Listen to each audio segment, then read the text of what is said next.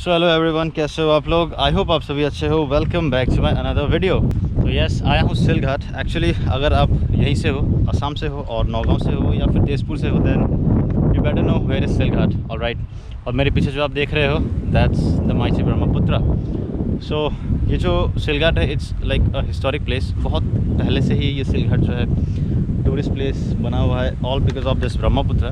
तो ये ब्रह्मपुत्रा रिवर जो है, ये रिवर एक्चुअली आपको तो पता ही होगा, गूगल पे सर्च करोगे तो आपको पता चल जाएगा। मैं ज़्यादा इसके बारे में बोलूँगा नहीं। तो इसी प्लेस पे आया था और अच्छा लगता है यहाँ आके, because it's you know like it's cool place, it's very calm and study. You know एक डिवाइन फीलिंग आता है यहाँ पे, बिकॉज यू नो हवाई भी चलती हैं आपके पीछे, यू नो ब्रह्मपुत्र रिवर भी है। तो आप एक जगह शांत से बैठ के दिमाग अच्छा करके आप बहुत कुछ सोच सकते हो और प्लान कर सकते हो कि आगे क्या करना है क्या नहीं करना है। तो अच्छा लगता है ये जगह आके। सो आई होप आपको ये प्लेस पसंद आएगा।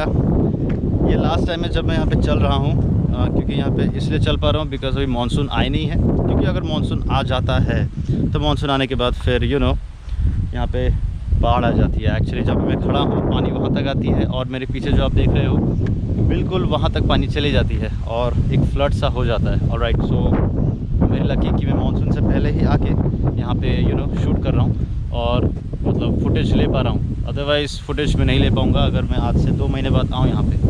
सो it's good to be here और यहाँ के सिनेमैटिक शॉट्स एंजॉय करिए।